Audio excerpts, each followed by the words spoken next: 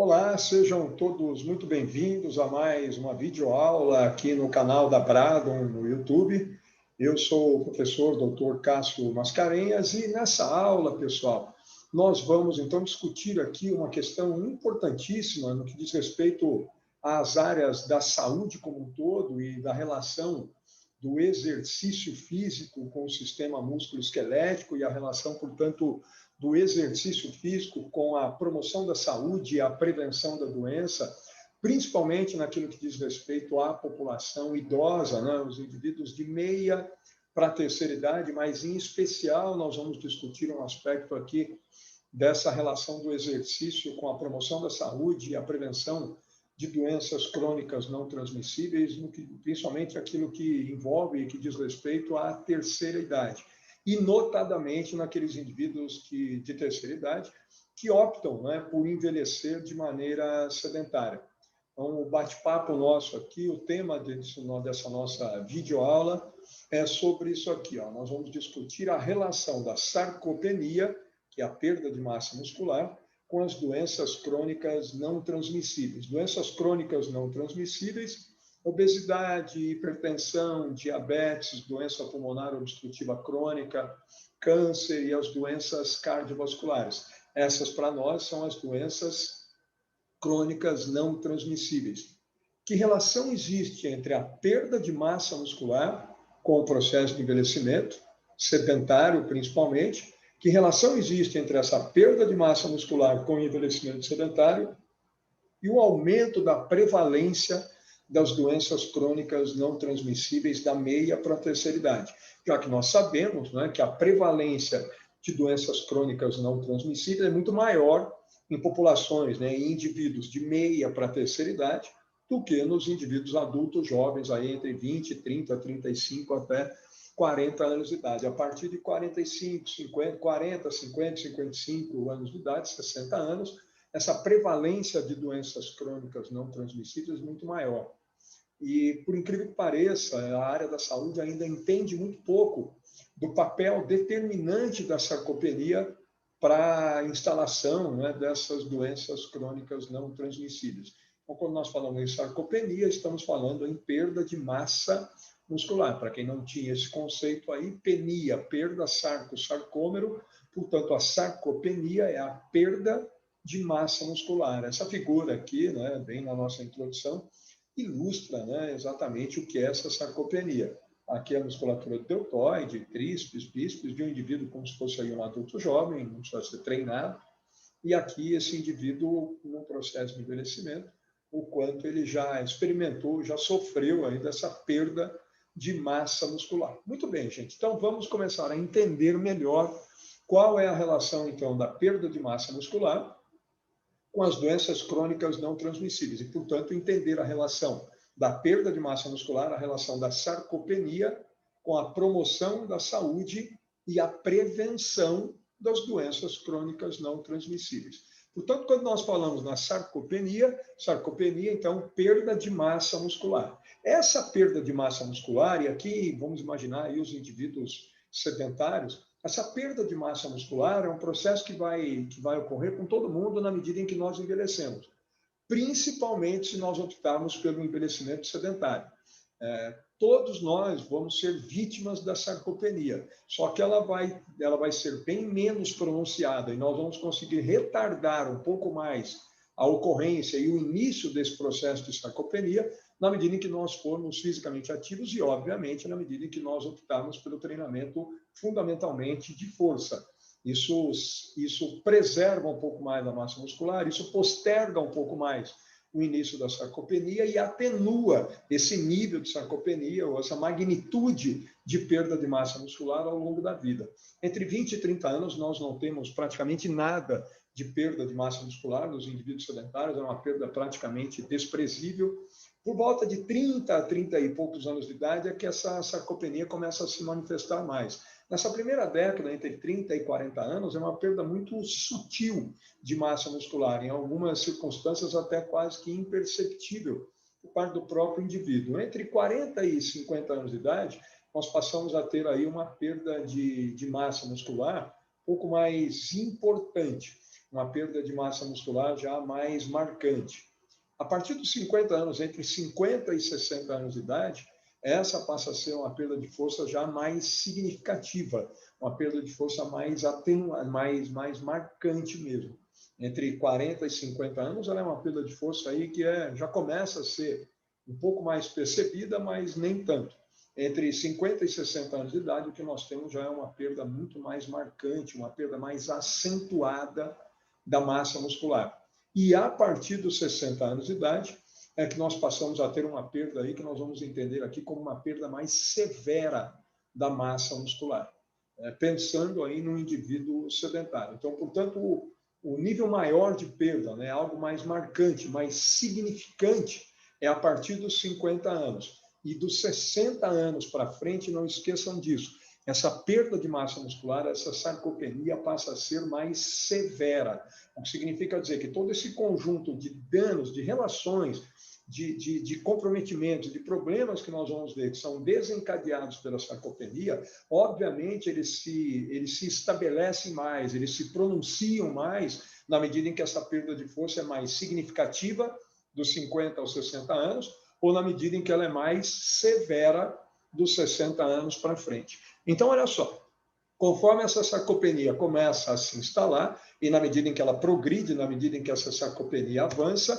nós temos aí algumas consequências disso, algumas repercussões dessa perda de massa muscular. Quais são essas principais repercussões? De início, obviamente, na medida em que nós perdemos massa muscular, nós vamos, então, tendo uma perda também gradual e progressiva e proporcional da força muscular. Então, na medida em que nós vamos tendo uma sarcopenia cada vez mais avançada, nós vamos tendo também uma redução da nossa capacidade de força muscular. Além disso, na medida em que a sarcopenia também se instala e se agrava, e ela é muito mais marcante nas fibras do tipo 2B, aquelas fibras que já são naturalmente maiores, mais hipertrofiadas, fibras de força, de potência, de velocidade, essas são as fibras mais acometidas por essa sarcopenia. Então, na medida também que nós somos vítimas da sarcopenia, além de perder força máxima, nós também temos uma redução, experimentamos uma redução marcante da capacidade nossa de potência muscular, capacidade de produzir força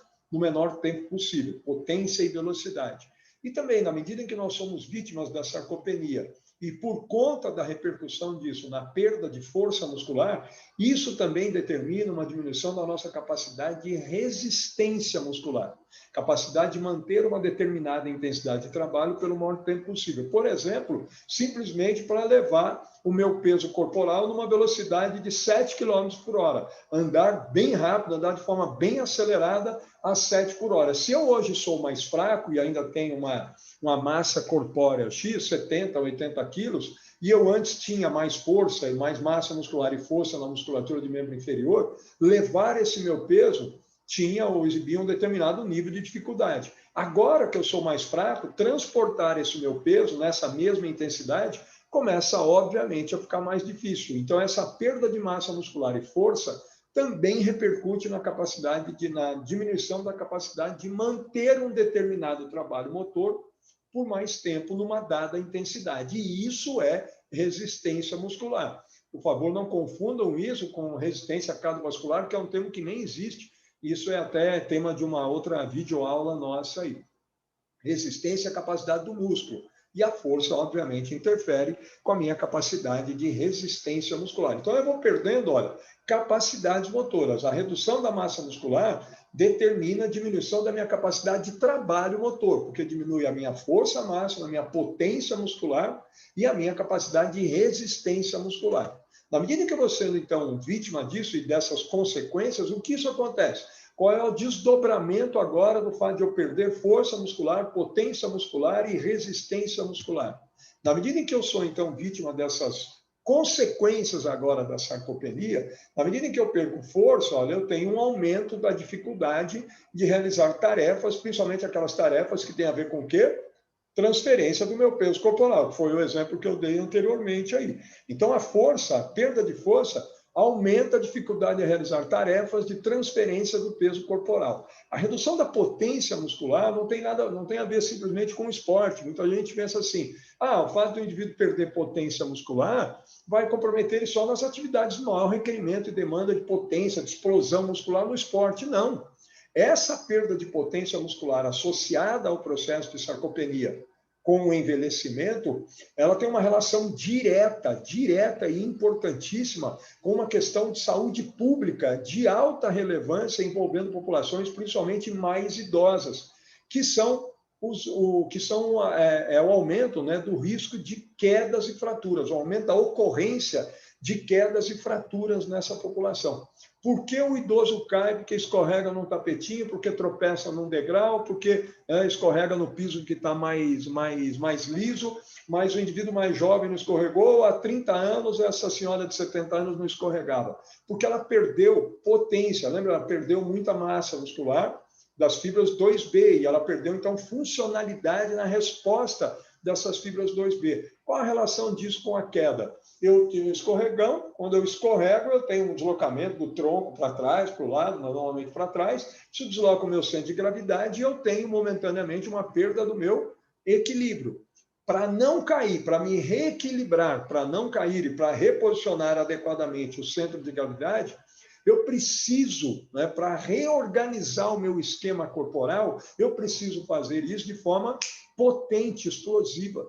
Para não cair, eu tenho que reorganizar o meu esquema corporal de forma potente, rápida, explosiva, com uma contração, né, de massa das fibras do tipo 2B. Mas elas perderam muito dessa capacidade de contrair, de produzir um certo nível de força no menor tempo possível. Por quê?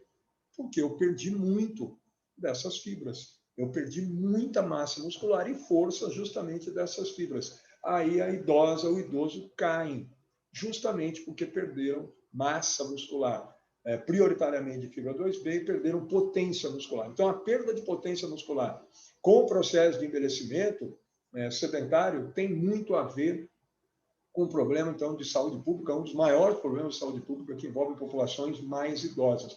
Vejam que nós poderíamos conter esse custo social simplesmente mantendo a massa muscular. Não é tornando esse indivíduo altamente, extremamente forte, não, é mantendo o que ele tinha por volta de 30 a 40 anos de idade. Isso é muito simples, né, do ponto de vista de intervenção por meio do exercício. Ninguém precisa ficar mais do que 10 minutos por dia na academia 2 a 3 vezes por semana, desde que nós saibamos como conduzir o processo de treino, isso é outra conversa. E na medida em que nós perdemos capacidade de resistência muscular, nós temos um aumento da nossa fatigabilidade. Fica tudo mais difícil, manter um determinado trabalho motor fica mais difícil, né? E, obviamente, a partir daí, eu tenho mais dificuldade de realizar tarefas de transferência do peso, aumento o meu risco de queda e fratura, portanto, eu começo a ter mais medo de sair de casa, de descer uma escada, de atravessar a rua, descer o meio-fio, de subir algum degrau maior, começo a ficar com mais medo. Na medida em que eu canso mais também, obviamente, eu começo naturalmente a fazer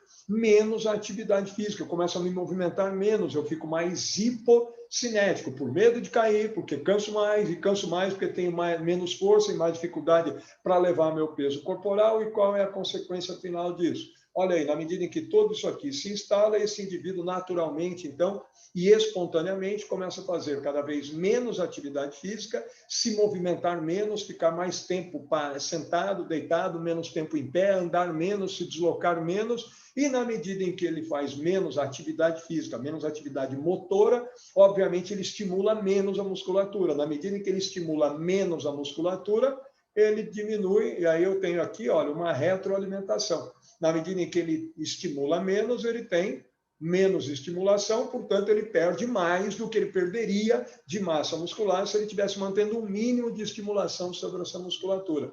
E na medida em que tudo isso se instala, ele progressivamente vai tendo uma percepção cada vez maior e aumentada de incapacidade. Então, ele percebe um aumento da sua incapacidade e, obviamente, ele faz cada vez menos. E, de novo, quanto menos ele faz, porque se sente cada vez mais incapaz, ele tem menos estimulação sobre o músculo e ele exacerba a sua sarcopenia. Por isso, normalmente, depois dos 60, não é puramente e exclusivamente por uma questão biológica em si do processo de envelhecimento, mas pelo fato também de uma mudança cada vez mais marcante, mais radical do comportamento motor desse indivíduo, se tornando cada vez mais hipocinético e determinando cotidianamente um nível de estimulação cada vez menor para a musculatura e, portanto, um aumento cada vez maior do nível, da magnitude dessa sarcopenia. Então, nós estamos aqui diante de um círculo vicioso. Ele perde massa muscular, se movimenta menos, quanto menos ele se movimenta, mais ele perde, mais incapaz ele se sente, menos ele se movimenta. Maravilha, é fundamental ficar, então, entendido isso. Olha agora, tem desdobramento disso. Onde é que estão as doenças crônicas não transmissíveis aí?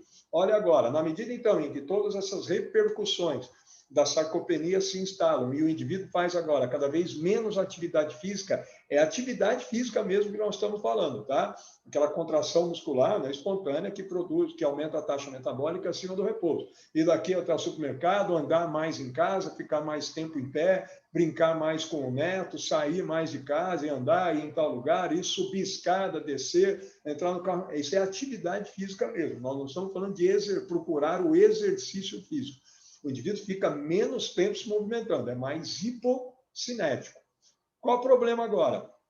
Agora vem o desdobramento final dessa sarcopenia e as suas repercussões funcionais, né, sobre força, potência e resistência muscular e, consequentemente, sobre o nível de hipocinesia de um indivíduo qualquer.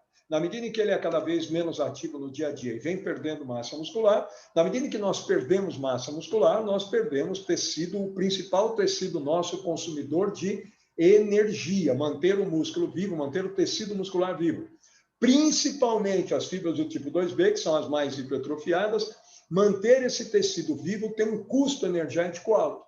Na medida em que nós vamos perdendo massa muscular, principalmente das fibras 2B, nós vamos tendo uma diminuição sensível da nossa taxa metabólica de repouso. A perda de massa muscular, principalmente 2B, já determina uma redução da taxa metabólica de repouso. E na medida em que esse indivíduo faz menos atividade física no dia a dia, fica mais tempo sentado, deitado, e ele é mais hipocinético, o gasto calórico diário dele, aquela taxa metabólica diária dele, diminui. Então, ele tem, ao longo dos dias, das semanas, dos meses e dos anos, uma diminuição do dispêndio de energia, uma diminuição da sua taxa metabólica de repouso e da sua taxa metabólica diária, por quê? Ela é composta, lembra? A taxa metabólica diária é composta pela taxa metabólica de repouso, pelo efeito térmico do alimento, né? O quanto nós gastamos de energia para digerir e absorver os alimentos, isso é mais ou menos 10% da taxa metabólica toda.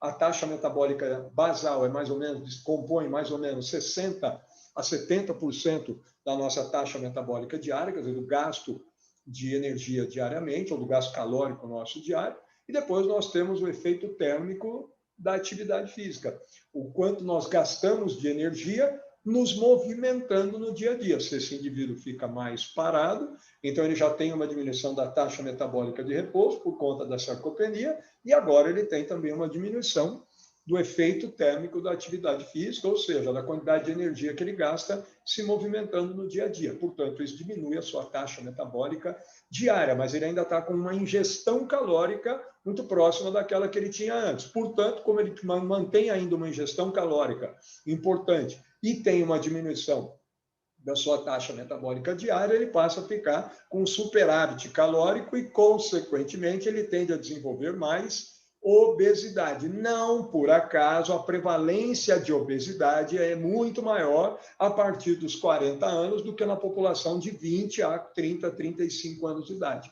A partir de 40 a 45 anos de idade é onde nós temos o maior nível de prevalência da obesidade. Não por acaso, nós estamos começando a entender mais sobre esse fator. É o comportamento como um todo. Não é porque muda dos 20 aos 40, muda completamente, significativamente o comportamento nutricional, o hábito nutricional. Isso não muda.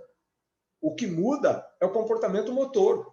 O indivíduo era muito mais ativo entre 20 e 30 anos e agora, depois dos 40 e principalmente depois dos 50, ele é muito mais hipocinético, justamente por conta da perda de massa muscular. Então, ele tende a aumento de obesidade, um acúmulo maior de gordura na região abdominal, aquela obesidade central, e principalmente uma obesidade com um caráter mais visceral, né, menos e menos subcutânea, e esse aumento da gordura central visceral está relacionado a uma série de complicações por conta do aumento da liberação das adipocinas, né, as citocinas do tecido adiposo, que boa parte delas tem aí características de serem adipocinas pró-inflamatórias, e esse indivíduo, a partir daí, ele acaba desenvolvendo aquele quadro e estabelecendo aquele quadro de inflamação crônica de baixo grau. Não vamos entrar em detalhes aqui em relação a isso, mas essa obesidade central, ela tem, então, os seus problemas, as suas complicações, e tem uma importância enorme, principalmente na redução da sensibilidade à insulina, e por conta desse quadro de obesidade central visceral, o indivíduo tem um aumento da resistência à insulina. A resistência à insulina aumentada é o que nós aí denominamos como um pré-diabetes. Aí esse indivíduo já começa a ter dificuldades, comprometimentos, distúrbios no que diz respeito ao seu melhor nível de controle glicêmico, porque a insulina já começa a ter problema em relação à sua sinalização para estimular o aumento do transporte de glicose. Com esse quadro instalado, o aumento da gordura abdominal, né, e aumento do quadro de resistência à insulina, né, a resistência insulínica, isso aqui é um cenário já que começa a se estabelecer, que é o cenário mais adequado para a instalação de problemas hormonais e metabólicos maiores, que tem a ver com a síndrome metabólica. Quem não entender muito da síndrome, nós temos também uma videoaula aqui no nosso canal do YouTube, deem uma olhada lá para entender mais sobre a síndrome metabólica. E aí, então, né, na medida em que se instala a obesidade central, o quadro de resistência insulínica, isso determina aí um cenário, né, e um meio ambiente propício para a instalação da dislipidemia, colesterol total alto, triglicerídeo total alto, HDL, colesterol baixo, LDL alto. Então, essa é a dislipidemia, hipertrigliceridemia, hipercolesterolemia, HDL baixo, LDL alto. A dislipidemia, né, que também contribui para uma série de outras complicações vasculares. Aí o indivíduo também piora e vai piorando cada vez mais o quadro de resistência insulínica por conta do aumento da adiposidade central e da concentração dessas adipocinas pró-inflamatórias, e aí da resistência à insulina e pré-diabetes, ele desenvolve, né, o quadro evolui para o diabetes mellitus tipo 2, que é essa sigla aqui, o DM tipo 2, e aí o indivíduo também, por conta da dislipidemia, do quadro de resistência insulínica, do diabetes tipo 2 e dessas adipocinas pró-inflamatórias, isso tudo contribui sensivelmente também para a instalação de um quadro de hipertensão arterial sistêmica, para o aumento da pressão arterial. Pronto, olha só, tudo começou lá na sarcopenia, e agora, com todo o conjunto de desdobramentos de comportamento motor desencadeados pela sarcopenia, nós temos agora a instalação aqui de um quadro típico de síndrome metabólica.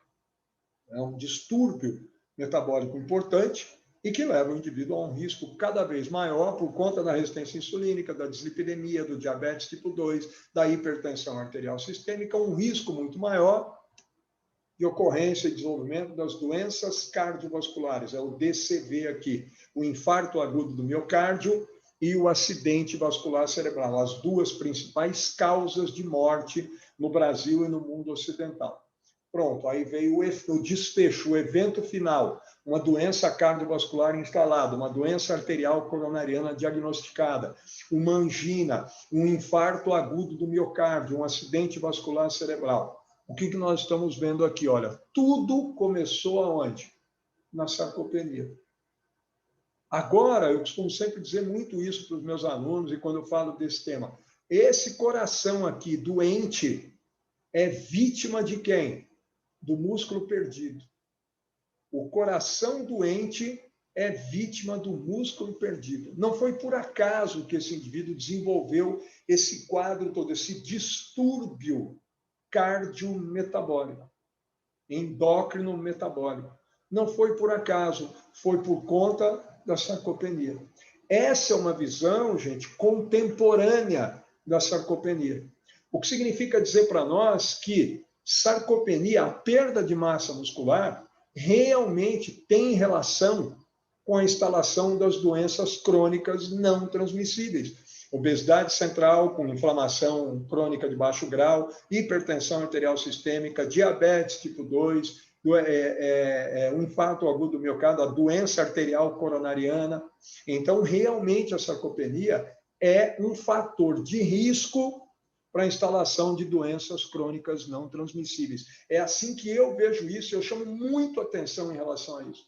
Por quê? Porque nós não tratamos a sarcopenia, nós não lidamos e não olhamos para a sarcopenia com esse olhar, com esse viés. Nós normalmente nos preocupamos com, olha, a sarcopenia pode prejudicar a funcionalidade do idoso, aí pode te deixar com problema assim, dificuldade. Não é só isso, não é só uma questão de perda de autonomia motora, ou só de diminuição do nível de capacidade de trabalho motor. É muito mais do que isso. A sarcopenia tem que ser encarada enquanto um fator de risco para doenças crônicas não transmissíveis e para as doenças cardiovasculares e cardiometabólicas, como diabetes, como a hipertensão, a doença arterial coronariana. É assim que nós temos que olhar para a sarcopenia. O que significa dizer que, no âmbito principalmente da educação física e do discurso da educação física e do contexto das clínicas, das academias, esse âmbito do fitness, nós temos que parar de olhar para o músculo como um tecido promotor de estética. O músculo, manter o músculo, trabalhar o músculo, treinar o músculo, aumentar, não é uma questão puramente estética. Nas academias e nas clínicas, há 40 anos, o discurso é meramente esse. O músculo é visto, entendido, interpretado, divulgado enquanto um tecido de promoção estética. E não é nada disso. Olhando para o que nós discutimos aqui, o músculo é um tecido de promoção de saúde. Se a população souber disso e esse tipo de comunicação não chega na população de forma maciça, é por isso que o pai e a mãe de todos os professores nas academias, que todo mundo tem entre 20, 30 e poucos anos, é por isso que o pai, a mãe, o avô e a avó de todos os meus alunos de graduação, 95% não faz musculação, não faz treinamento de força. 90% dos meus alunos de graduação treina força, está numa academia de musculação. 95% dos pais, mães e avós não treina força. Por quê? Porque, historicamente, desde a década de 80, nas academias, o que nós temos propagado, né, em termos de comunicação, é que ali é lugar para ficar o quê? Fortão. E qualquer indivíduo com 45, 50, 55 anos que nunca frequentou academia, se você pergunta para ele, por que você não vai fazer treinamento de força? Por que você não vai fazer musculação? Eu não quero ficar fortão. Não é para ficar fortão. E aí o indivíduo desse começa a ter problemas com resistência insulínica, com obesidade ou com a pressão, e ele vai caminhar. E ele não resgata a massa muscular, e muito menos vai conseguir resgatar as fibras do tipo 2B, que são as mais nobres que nós temos e que tem que ser mantidas a qualquer custo, mas para isso elas precisam de mais intensidade. E a musculação é uma das melhores estratégias para isso. Portanto, gente, músculo é tecido de promoção de saúde e ele precisa ser preservado. Não precisa, para isso, ficar 1 hora dentro da academia. Não é para isso que nós temos que trazer para a academia toda a população brasileira, os 95% da população brasileira que não frequenta as academias porque não quer ficar fortão. Eles têm que vir para a academia por 10 a 15 minutos, ficar ali dentro. Essa turma vai gostar de musculação. Quando fala que a musculação para eles vai durar 10 a 15 minutos, 3 dias por semana, 2, eles vão passar a gostar. Porque o treino deles não é para hipertrofia de alto volume, porque não é para promoção estética, é para prevenção de doença crônica não transmissível. Essa informação, essa comunicação tem que chegar de maneira maciça na população. E quem tem que levar essa informação para a população, para a sociedade, é a educação física. Ela precisa mudar o discurso dela em relação ao treinamento de força, em relação à musculação, em relação à sarcopenia, e informar de maneira mais convincente, com argumentos mais persuasivos e com modelos de treino, obviamente, mais viáveis, mais oportunos e que tenham mais a ver com o sentido das coisas para esse público. Senão, nós nunca vamos resolver esse problema de saúde pública, que é a sarcopenia, principalmente acima dos 50 anos, e vamos ficar aí com esse discurso pobre nosso, esse discurso ultrapassado de dizer que essas pessoas não vêm porque não tem foco, não tem disciplina, superação, não é nada disso. Ninguém precisa se superar para manter a massa muscular dos 30 anos de idade. Ninguém precisa passar 1 hora, 1 hora e meia, ninguém precisa ser dividido em A, B, C e ficar se matando de fazer 400 exercícios para cada agrupamento muscular. Não é assim que se convence esse público, não é assim que se traz esse público para o ambiente de academia e não é assim que se resolve um problema importantíssimo de saúde pública. Qual? A sarcopenia, fator de risco para a instalação de doenças crônicas não transmissíveis. Precisamos falar disso para a população, porque isso nunca foi falado. Sarcopenia é fator de risco para doenças crônicas não transmissíveis. Pronto, é assim. E músculo é tecido de promoção de saúde. Não comuniquem que músculo é tecido de promoção estética, porque isso, ao longo dos últimos 40 anos, só sensibilizou 5% da população brasileira para entrar para as academias. Vamos nos ocupar dos outros 95%, com outro discurso, com uma outra comunicação, com outros argumentos. Isso é fundamental. Para a gente fechar, isso que nós olhamos, então nós vimos que a sarcopenia ela vai se exacerbando, ela vai se acentuando na medida em que nós vamos envelhecendo, significa dizer o seguinte, entre 20 e 30 anos de idade, não tem praticamente nada de perda de massa muscular. Portanto, se alguém for fazer treinamento de força, eu costumo dizer que entre 20 e 30 anos é legal. Por quê? Porque ele não vai ser vítima da sarcopenia. Então, se ele for, é legal. Tá bom, bacana, legal. E entre 30 e 40, que ele tem um início de perda de massa muscular e força, uma coisa bem sutil. É importante. Entre 30 e 40 anos de idade, é importante fazer treinamento de força, musculação.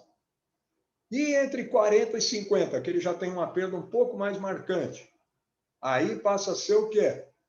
Aí, a partir daí, ó, de 40 a 50 anos de idade, passa a ser imprescindível, porque a perda de massa e de força já é mais marcante, mais importante.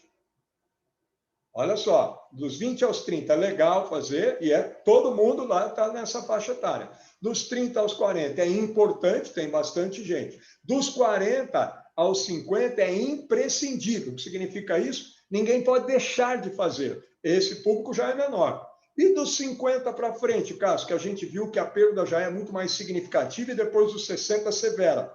Nós não vamos esperar os 60 anos, entrar numa perda de massa muscular e força severa. Nós vamos antes, a partir do momento em que ela é mais significativa nos 50 anos, o treino de força, musculação, é vital. É para a vida, nós estamos vendo por quê. Então, 20 a 30 legal, 30 a 40 importante, 40 a 50 imprescindível, dos 50 para frente, vital. E aí, quanto mais a gente olha para o ambiente das academias, vê que tem cada vez menos gente acima de 50 anos. O que tem é aqueles para os quais fazer musculação é legal.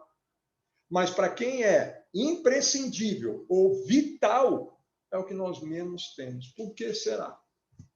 Será que é porque essas pessoas não têm foco, determinação, disciplina? Não, é porque as academias não têm modelo e não têm argumento, e não tem modelo de treino para essa finalidade do treino de musculação.